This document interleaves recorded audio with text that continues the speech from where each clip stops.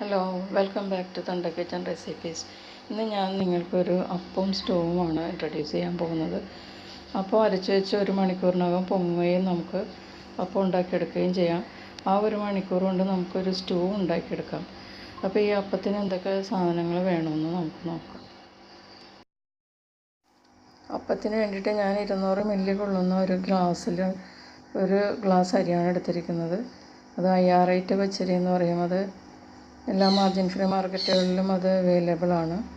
ആ അരിയാണ് ഞാനിപ്പോൾ പതിവായിട്ട് ഞാൻ ഉപയോഗിച്ചുകൊണ്ടിരിക്കുന്നത്. അതിനകത്തേക്ക് കുറച്ച് വലിയ ജീരകം, ഒരു 1/2 ടീസ്പൂൺ വലിയ ജീരകവും കൂടി ഇട്ടിട്ട് രാത്രി കഴുകി നന്നായിട്ട് വൃത്തിയാക്കി കഴുകിയിട്ട് വെള്ളമൊഴിച്ച് വെച്ചതാണ് സോക്ക് ചെയ്യാൻ വേണ്ടിയിട്ട്. അത് നേരം വെളുത്ത് 7 മണിയായപ്പോഴാണ് ഞാനിത് അരച്ചെടുക്കാൻ എടുത്തത്.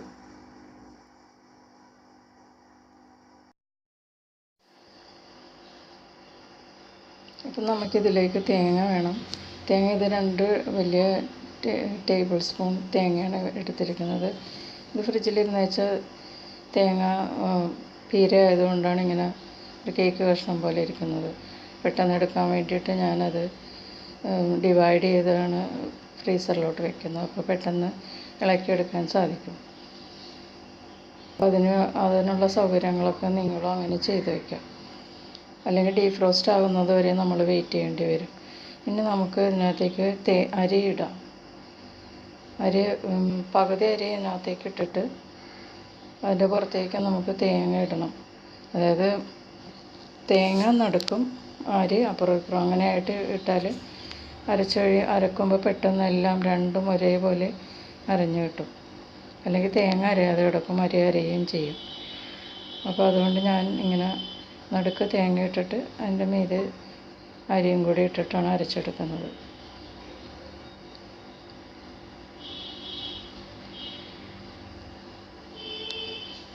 പിന്നെ ഇതിലേക്ക് വേണ്ട വെള്ളം 1.5 ഗ്ലാസ് വെള്ളമാണ് ടോട്ടൽ വേണ്ടത്. അപ്പോൾ അത് ഞാൻ ഗ്ലാസ്സിലേക്ക് ബാക്കി വന്ന അരി എടുത്തു കഴിഞ്ഞ് ബാക്കിയുള്ള വെള്ളം 1 ഗ്ലാസ് ഊറ്റി വെച്ചു. അതിനുശേഷം ബാക്കി പാത്രത്തിലുള്ളത് ഞാൻ അതിലേക്ക് ഒഴിക്കുകയാണ്.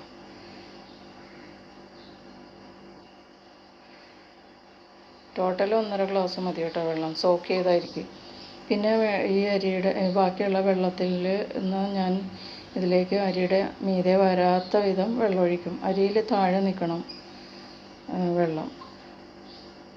എന്നിട്ട് അരച്ചെടുക്കണം. 2 സെക്കൻഡ് 3 സെക്കൻഡ് വീതം നിർത്തി അരച്ചെടുക്കുക. അങ്ങനെ മൊത്തം ഒരു 10 സെക്കൻഡ് അടിക്കുക. അരി നന്നായിട്ട് അരഞ്ഞിട്ടുണ്ട്. ഇനി നമ്മൾക്ക് ഇതിലേക്ക് ബാക്കിയുള്ള സാധനങ്ങൾ ആഡ് ചെയ്യാം. നമുക്കൊരു 1/2 ടീസ്പൂൺ ഈസ്റ്റ് ചേർക്കണം. 1/2 ടീസ്പൂൺ ഈസ്റ്റ്. പിന്നെ വേണ്ടത് ഒരു 3 ടീസ്പൂൺ പഞ്ചസാര ആഡ് ചെയ്യുന്നുണ്ട് ഞാൻ. അപ്പത്തിന് മധുരമുള്ളത് ഞങ്ങൾക്ക് ഇവിടെയൊക്കെ ഇഷ്ടമാണ്. നിങ്ങൾക്ക് കൂടുതൽ മധുരം വേണ്ടെങ്കിൽ 1 ടീസ്പൂൺ ഇട്ടാലും മതി. ഇത് ഇൻസ്റ്റൻറ്റ് ഈസ്റ്റ് ആയതുകൊണ്ട് പെട്ടെന്ന് പൊങ്ങുകയും ചെയ്യും. ഇത് ചൂടുവെള്ളത്തിൽ കലക്കി നേരത്തെ വെച്ചേക്കേണ്ട ആവശ്യമൊന്നുമില്ല. എല്ലാം കൂടി ഒപ്പടിച്ചാൽ മതി. പിന്നെ നമുക്ക് ആവശ്യത്തിന് ഉപ്പും കൂടി ആഡ് ചെയ്യാം.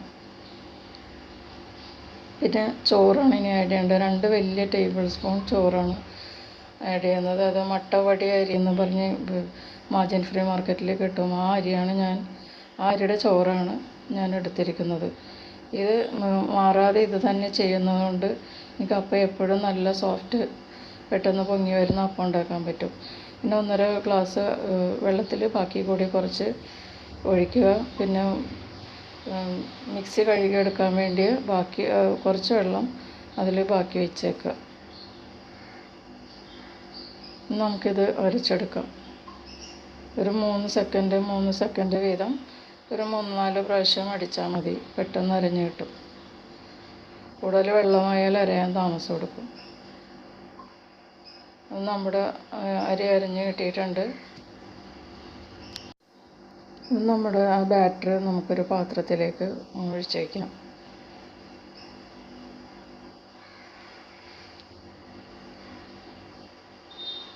ഇപ്പോൾ തന്നെ ആ ബാറ്റർ പൊങ്ങാൻ തുടങ്ങി, ബബിൾസൊക്കെ വരാൻ തുടങ്ങിയിട്ടുണ്ട്. 1 മണിക്കൂർ ആകുമ്പോഴേക്കും നമുക്ക് ആവശ്യത്തിന് പൊങ്ങി കിട്ടും. പിന്നെ വേണമെങ്കിൽ ഒരു 1.5 മണിക്കൂർ വെച്ചാൽ നല്ല സോഫ്റ്റായിട്ടുള്ള നല്ല പൊങ്ങിയ അപ്പം കിട്ടും. നല്ല സ്പോഞ്ച് പോലെ ഇരിക്കും. അത് കൂടുതൽ അപ്പം ഉണ്ടാവുകയും ചെയ്യും. അപ്പോൾ ബാക്കിയുള്ള കുറച്ച് വെള്ളം ഇതിനകത്തോട്ട് ആഡ് ചെയ്തിട്ട് ഈ ജാറും കൂടി ഒന്ന് കഴുകി ഇതിനകത്തോട്ട് ഒഴിക്കാം. അപ്പം ഞാൻ ജാറൊക്കെ നന്നായിട്ട് കഴുകിയെടുത്ത് 1.5 ഗ്ലാസ് വെള്ളത്തോളം ആഡ് ചെയ്തിട്ടുണ്ട്. നമുക്കിത് നന്നായിട്ട് ഒന്ന് ഇളക്കിയതിന് ശേഷം നമുക്കൊന്ന് മൂടി വെച്ച് 1 മണിക്കൂർ വരെ വെയിറ്റ് ചെയ്യാം. വുഡൻ പ്ലാങ്കിൻ്റെ പുറത്താണ് കേട്ടോ ഇത് പൊങ്ങാനായിട്ട് വെക്കേണ്ടത്. ഈ പാത്രം തണുത്ത പ്രതലത്തിലൊന്നും വെക്കരുത്. നമുക്ക് സ്റ്റൂ ഉണ്ടാക്കാൻ എന്തൊക്കെ സാധനങ്ങൾ വേണമെന്നോ, ഞാൻ ഇതേപോലത്തെ 3 മീഡിയമാണ് പൊട്ടാറ്റോ എടുത്തിട്ടുണ്ട്. ഇത്രയും 2 ക്യാരറ്റ്, പിന്നെ വേണ്ടത് 2 സവാള മീഡിയം, പിന്നെ കുറച്ച് കരിവേപ്പില വേണം. കരിവേപ്പില പിന്നെ ഇത് താളിക്കാനുള്ളതാണ്, എണ്ണയിൽ മുപ്പിക്കാനുള്ളതാണ്. ഒരു വലിയ ഉള്ളിയാണ്, ചെറിയ ഉള്ളി വലുതാണ് ഞങ്ങൾക്കിവിടെ കിട്ടിയത്. അത് വട്ടത്തിലോ അല്ലെങ്കിൽ നിങ്ങൾക്ക് നീളത്തിലോ നേരിയതായിട്ട് അരിയാം. പിന്നെ ഇതേപോലെ 2 കഷ്ണം ഇഞ്ചി, ഇത് ചതച്ചെടുക്കണം. ഫൈനായിട്ട് ചതക്കണ്ട, പതുക്കെ ഒന്ന് ക്രഷ് ചെയ്താൽ മതി. പിന്നെ 2 പച്ചമുളക് വേണം. പിന്നെ അവസാനം ഇടാനായിട്ട് കുറച്ച് മല്ലിയിലയും, പിന്നെ ഇതിലേക്ക് വേണ്ട ഉപ്പൊക്കെ വേണം കേട്ടോ. പിന്നെ വേറെ ഇത് കഷ്ണങ്ങളാക്കിയിട്ട് കുക്കറിൽ വേവിക്കാനുള്ളതാണ്. ഉപ്പിട്ട് വേവിക്കണം. അതിന് മുന്നേ കുക്കറിൻ്റെ അടിയിലേക്ക് ഇതുപോലെ 3 ഏലക്ക, ഒരു 4 കറിയാമ്പ്, ഒരു കഷ്ണം പട്ട ഇത് അടിയിൽ ഇട്ട് കൊടുക്കണം. എന്നിട്ട് ഇതിൻ്റെ പുറത്തേക്ക് ഈ കഷ്ണങ്ങളൊക്കെ ഇട്ടിട്ട്, സവാള ഇടില്ല കേട്ടോ, ഇത് 2 മാത്രമാണ് ഉപ്പിട്ട് വേവിക്കുന്നത്. ഇത്രയും തന്നെ സാധനം ഞാൻ പൊടിച്ചെടുക്കാനും എടുത്തിട്ടുണ്ട്. ഇതിൻ്റെ കൂടെ ഒരു 10-12 കുരുമുളകും, പിന്നെ കുറച്ച് ഒരു 1/4 ടീസ്പൂൺ വലിയ ജീരകവും കൂടി ഇട്ട് പൊടിച്ച് എടുക്കും. അത് ഈ ഉള്ളിലേക്ക് മുക്കിച്ച് കഴിയുമ്പോൾ അതിലേക്ക് ചേർക്കാനുള്ളതാണ്. അപ്പോൾ നമുക്കിതെല്ലാം പച്ചക്കറി ഇതെല്ലാം വേവിച്ചെടുക്കാം. പിന്നെ ഇതൊക്കെ പൊടിച്ചെടുക്കാം. ഇത്രയും സാധനം ഞാൻ മാറ്റി വെച്ചിട്ടുണ്ട് അവിടെ. പിന്നെ അതേ ഒരു ഇടത്തരം തേങ്ങയുടെ പകുതി, അതായത് 2ആക്കിയതിന് ശേഷം 1 മുറി, അതിൻ്റെ തേങ്ങാപ്പാലാണിത്. ഇത്രയും തേങ്ങാപ്പാൽ വേണം. പിന്നെ ഒരു 8-10 കശുവണ്ടി ഞാൻ സോക്ക് ചെയ്യാൻ ഇട്ടിട്ടുണ്ടായിരുന്നു.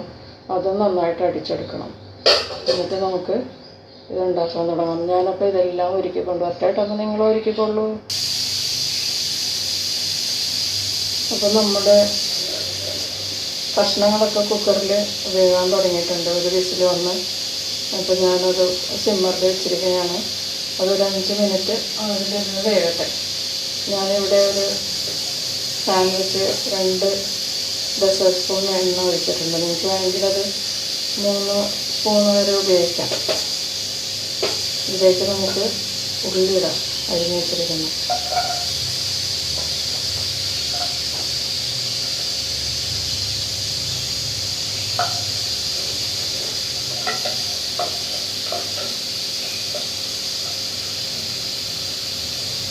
ഇവിടെ പുറത്തേക്ക് നമുക്ക് ഇഞ്ചി, പച്ചമുളക് ഇട്ടു. 2 ചെറിയ പച്ചമുളകാണ്. എരിവുള്ളതായതുകൊണ്ട് ഞാൻ രണ്ടെണ്ണത്. വലിയ പച്ചമുളക് എരിവില്ലാത്തതാണെങ്കിൽ വലുത് 2 ചേർക്കാൻ നമുക്ക്. പിന്നെ മുരിയിട്ട് കുറച്ച് 3 കറിയാകുമ്പോൾ 1 കഷ്ണം പട്ട, ഇതെല്ലാം കൂടി പൊടിച്ചെടുത്താണ്.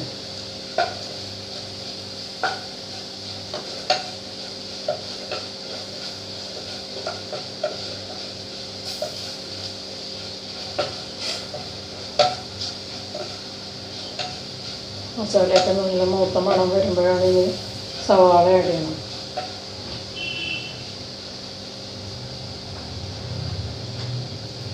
വേപ്പില ചേർക്കാം.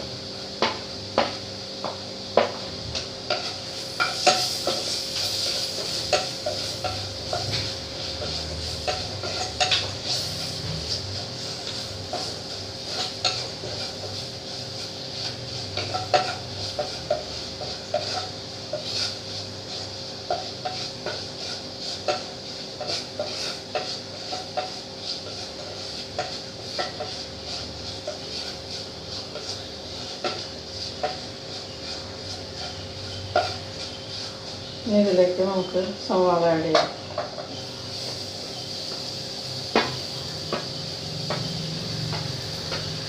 സവാള വേണമെങ്കിൽ നിങ്ങൾക്ക് കുറക്കട്ടെ. അത് ഒരു സവാളയും പിന്നെ അതിൻ്റെ പകുതിയും കൂടി ഉപയോഗിച്ചാലും മതി. പച്ചക്കറി കുറച്ചല്ലേ ഉള്ളൂ, നമ്മൾ ഉരുളക്കിഴങ്ങും ക്യാരറ്റും കുറച്ചെടുത്തിട്ടുള്ളൂ. ചിക്കനും കൂടി ആഡ് ചെയ്യുകയാണെങ്കിൽ നമുക്ക് 2 സവാള ഫുള്ളായിട്ട് എടുക്കാം.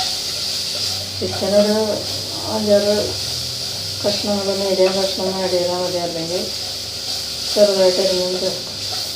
ഇതിലേക്ക് നമുക്ക് കുറച്ച് ഉപ്പിട്ട് കൊടുക്കാം. അപ്പോൾ വെജിറ്റബിളൊക്കെ ഞാൻ ഇതിലേക്ക് ആഡ് ചെയ്തിട്ടുണ്ട്, സവാള വാട്ടിയതിനകത്തോട്ട്. ഇനി ഇത് നന്നായിട്ട് ഇളക്കിയിട്ട് വെള്ളം പോരാ തോന്നണമെങ്കിൽ കുറച്ച് ചൂടുവെള്ളം ഒഴിച്ചു കൊടുക്കാം ഇതിലേക്ക്. എന്നിട്ട് നമുക്കിത് മൂടി വെച്ച് ഒരു 5 മിനിറ്റ് വേവിക്കണം. 5 മിനിറ്റ് ലോ ഫ്ലെയിമിലാണ് കേട്ടോ വേവിക്കേണ്ടത്. ഇപ്പോൾ ഒരു 5 മിനിറ്റ് കഴിഞ്ഞിട്ടുണ്ട്. നമുക്കൊന്ന് തുറന്ന് നോക്കാം.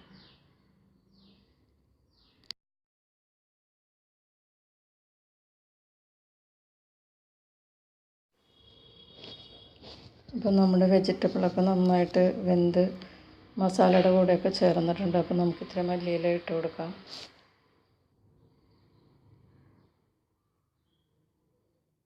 മല്ലിച്ചീരയുടെ ടേസ്റ്റ് ഇഷ്ടമുള്ളവർക്ക് അവസാനവും കുറച്ച് ഇത് ഇട്ടിട്ട് തീ ഓഫ് ചെയ്യാം കേട്ടോ. നമുക്കൊന്ന് ഇളക്കി കൊടുക്കാം നന്നായിട്ട്.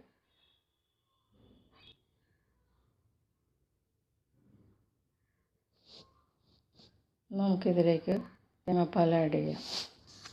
തേങ്ങാപ്പാൽ ആഡ് ചെയ്യുമ്പോൾ ലോ ഫ്ലെയിമിൽ ഒഴിക്കണം, നന്നായിട്ട് ഇളക്കി കൊടുക്കാൻ വേണം.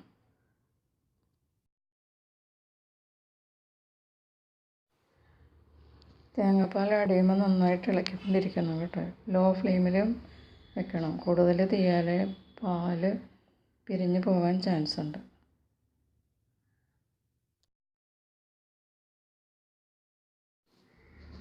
നമുക്കിതിലേക്ക് കശുവണ്ടി അരച്ച് വെച്ചിരുന്ന അത് ആഡ് ചെയ്യാം.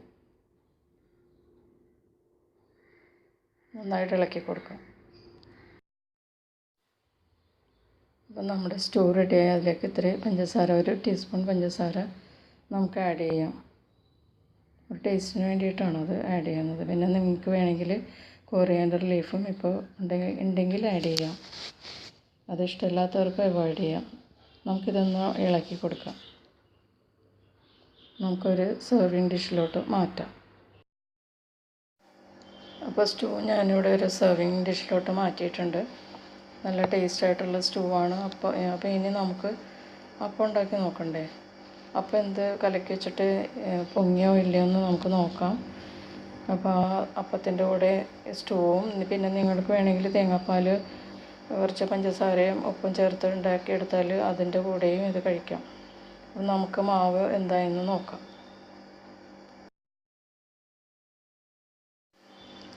അപ്പം നമ്മുടെ സ്റ്റൂ ഒക്കെ റെഡി ആയിട്ടുണ്ട്. നമുക്കിനി അപ്പത്തിൻ്റെ മാവ് പൊങ്ങിയൊന്ന് നമുക്കൊന്ന് തുറന്ന് നോക്കാം. ഇപ്പോൾ 1 മണിക്കൂറായി വരുന്നതേ ഉള്ളൂ. നമുക്ക് നോക്കാം. ഏകദേശം പൊങ്ങിയിട്ടുണ്ട്. ഇത് നന്നായിട്ട് നല്ല സോഫ്റ്റ് അപ്പമാവും. 1.5 മണിക്കൂറൊക്കെ ആകുകയാണെങ്കിൽ ഈ പാത്രം മുഴുവനായിട്ടും പൊങ്ങി വരും. മുഴുവൻ ഫുള്ളായിട്ട് ഇരിക്കും. അപ്പോൾ കൂടുതൽ അപ്പം ഉണ്ടാക്കാൻ പറ്റും. നമുക്കപ്പോൾ ഞാനിതൊരു വുഡൻ പ്ലാങ്കിൻ്റെ പുറത്താണ് വെച്ചിരിക്കുന്നത്. ഇത് അപ്പം ഉണ്ടാക്കി കഴിയുന്നത് വരെ ഈ മരത്തിൻ്റെ ഈ പലകയിൽ തന്നെ വയ്ക്കും. ഓരോ തവി ഒഴിച്ചതിന് ശേഷം കവർ ചെയ്തും വയ്ക്കും. അപ്പം നമ്മുടെ മാവ് നന്നായിട്ട് പൊങ്ങിയിട്ടുണ്ട്. ഇത് കണ്ടില്ല, ഞാൻ സ്പൂൺ കൊണ്ട് ഇളക്കി കാണിച്ചു തരാം. ഇത് ഓരോ പ്രാവശ്യം ഉണ്ടാക്കുമ്പോഴും ഓരോ തവി ഒഴിച്ചിട്ട് ഇതുപോലെ മൂടി വെക്കണം. വുഡൻ പ്ലാങ്കിൻ്റെ പുറത്ത് വേണം മാവ് ചുട്ട് കഴിയുന്നത് വരെ വയ്ക്കാൻ. ഇനി നമുക്ക് ഒരു അപ്പച്ചട്ടി വെച്ച് ചൂടാക്കാം.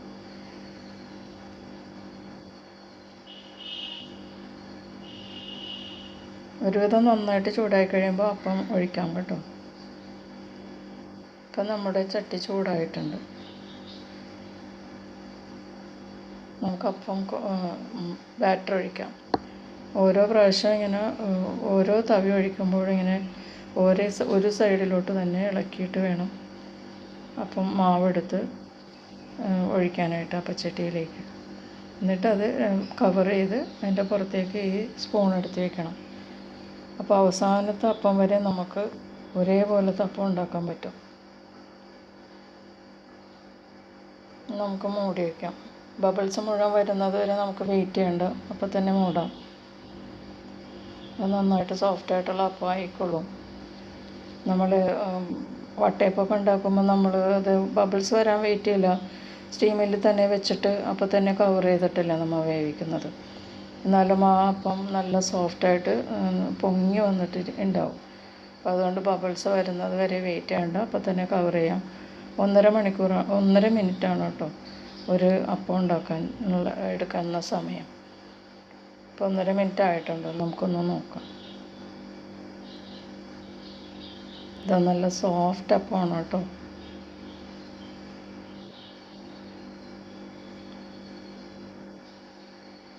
നല്ല സോഫ്റ്റായിട്ടുള്ള അപ്പമാണ്. ഇതാ നോക്കൂ, തളർന്ന് കിടക്കുകയാണ്. ഉണ്ടോ, ബബിൾസും ഉണ്ട്, എല്ലാം നല്ല സൂപ്പറാണ്. അപ്പോൾ നമ്മുടെ അപ്പം സ്റ്റൂവും റെഡി ആയിട്ടുണ്ട്. ഞാനിവിടെ ഒരു സെർവിങ് ഡിഷിലോട്ട് മാറ്റിയിട്ടുണ്ട്. നിങ്ങൾക്ക് എൻ്റെ വീഡിയോ ഇഷ്ടമായെന്ന് വിചാരിക്കുന്നു. നിങ്ങളെല്ലാവരും ഈ ഡിഷ് ട്രൈ ചെയ്യണം കേട്ടോ. അപ്പോൾ ഇനിയും വീണ്ടും ഞാൻ നല്ലൊരു അടിപൊളി ഡിഷുമായിട്ട് വരുന്നതായിരിക്കും നിങ്ങളുടെ അടുത്ത്. അതുവരെ കാത്തിരിക്കുക. അപ്പോൾ ഒത്തിരി സ്നേഹത്തോടെ